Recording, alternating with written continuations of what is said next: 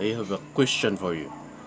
What if you get involved in a verbal argument with your friend and all of a sudden your friend pulled a knife, you you try to stop him and you two scrambled, and in the process you were successful in getting hold of the knife your friend pulled from his person.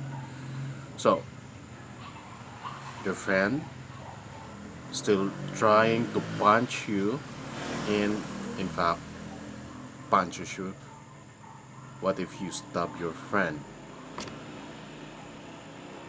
What is the crime committed and why? Or what is the crime committed if there is any? Good evening once again. I'm Attorney Alfonso Roma and I'm your instructor in criminal law, Book 1 of the Revised Penal Code. Tonight we'll be discussing Article 11 of the Revised Penal Code, and that is justifying circumstances. What is justifying circumstances? A justifying circumstances, as provided for in Article 11 of the Revised Penal Code,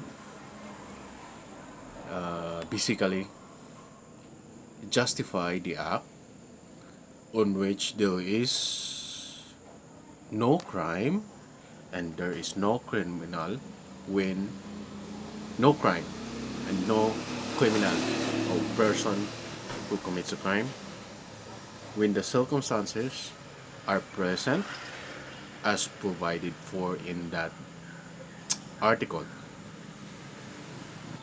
Now, Article 11 of the Revised Penal Code, the justifying circumstances, speaks about the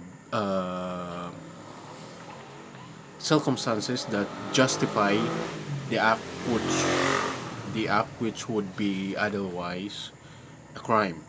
So, justifying circumstances, the basis of it is the lack of criminal intent. If you will remember, the principle of actus non facit reum nisi mens rea, that's mens rea, criminal mind, is basically speaks about an act does not make the doer guilty of a crime unless his mind is also guilty. So a person cannot be convicted of a crime if his mind is not guilty, if there was no criminal intent in so doing the act. That is basically the import, the the principle behind mens rea. So going back to the example, Article 11, the basis of justifying circumstances is lack of criminal intent. Therefore, we could say that there is no crime and there is no criminal in that situations.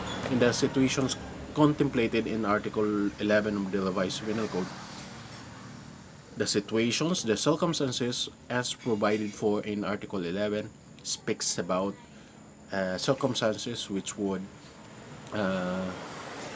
justify the act, and in so doing, the law says that the act produces no crime and there's no criminal or there's no person criminally liable for doing such act that falls under Article 11 of the Revised Penal Code. Now, how about civil liability? If there's no criminal liability, how about civil liability of the act committed under Article 11 of the Revised Penal Code? The rule is that, and you will learn this later on, the rule is that every person criminally liable is also civilly liable, except in Article 11. Article 11 speaks about no crime and there's no person criminally liable for committing the act falls under Article 11, except the provision on paragraph 4. paragraph 4 of Article 11 will make the doer or the actor of that act may be liable civilly in so doing the act. We will discuss that part later on. Now, going to the example as I mentioned a while ago, what is the crime committed if there is any? Now, first paragraph of the Article 11 of the Revised Penal Code, speaks about self-defense. The self-defense include personal self-defense, defense of relatives, defense of stranger, defense of property, and defense of dignity or rights. Now, that circumstances falls under the first paragraph, the self-defense circumstances. Now, if the act will fall under self-defense circumstances, there is no crime committed and there is no person liable for such an act. That is why it's called justifying circumstances, and the basis of that is lack of criminal intent.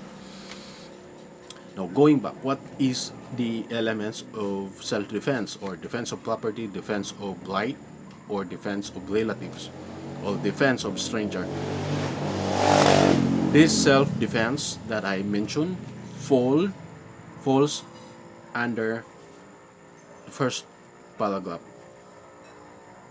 Def- self-defense, the first paragraph of first and second paragraph, third paragraph of the Article 11 of the Revised Penal Code. Now, what are the elements of self-defense? Self-defense is, if you will see the provision of the law, speaks about anyone who acts in defense of his person or rights, provided that the following circumstances are present. There is unlawful aggression, and there is reasonable necessity of the means employed to prevent or repeal it, and lack of sufficient provocation on the part of the person defending himself. Now, this is the self-defense law, the first self-defense law in the book 1 of the Revised Penal Code, and we'll go about the elements first, the unlawful aggression. Now, the unlawful aggression must be actual, real, or imminent. Imminent means it must not be imaginary or mere threatening act. There must be actual aggression on the part of the victim, and there is a real danger to life or limb on the part of the person defending himself. So, going back, if someone will try to punch you, it depends on the size of the person, and if you have, say, any weapon to defend yourself, it depends upon the situation where you can justify the act of stabbing. Or if you have a firearm with you, it depends upon, again, the personal circumstances and the capability of the person attacking you to inflict uh, real physical harm and danger to your life or limb. That is unlawful aggression on the part of the victim. The second element will be reasonable necessity of the means employed to prevent or repel the attack. Now, reasonable means employed to prevent or repel the attack on the aggressor will also depend on the situation. A person, for example, a person who was attacked by a bolo may defend himself using a firearm because bolo is deadly as a firearm in close range battle. You will find that later on your adult fields of studies in your criminology, that the person attacking with the bolo will have the same efficacy as with the firearm in a close quarter situation. Reasonable necessity of means applied, employed. That's the second element of self-defense. And the third element of self-defense will be lack of provocation on the part of the person defending himself. The law speaks about lack of sufficient provocation. So the person defending himself should not provoke the person committed the unlawful aggression. And the law speaks about sufficient provocation. It's not just a nonsense provocation or a simple provocation. It must be sufficient provocation to commit unlawful aggression. So if the aggressor was supposedly provoked by the person defending himself, the provocation must not be sufficient to the degree that he invited the attack and invited the attack on this person, and then he will defend himself. That would negate or belie the claim of self-defense. By the way, self-defense as a defense in criminal proceeding is taken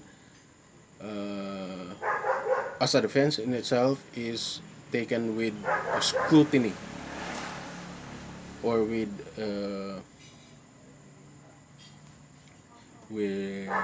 is taken. Self-defense is a defense in criminal proceeding is or should stand by itself and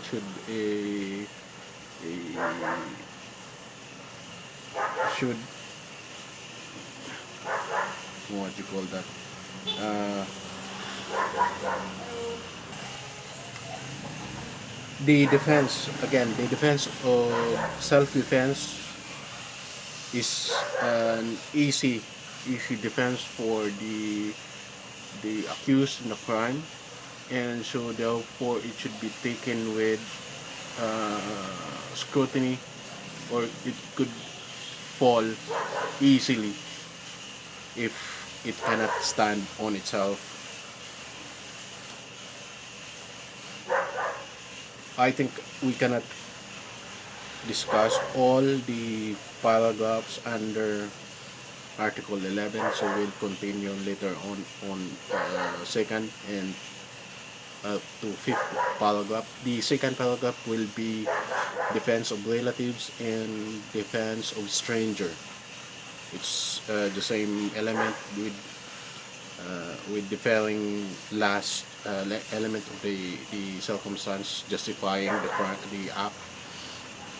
So we'll we'll uh, discuss again the remaining paragraphs of the Article 11, and we will continue on self-defense,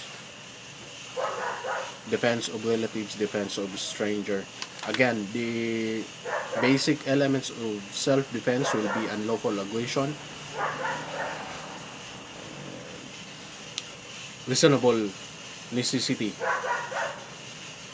of the means employed, reasonable necessity of the means employed, and lack of sufficient provocation on the part of the person defending himself.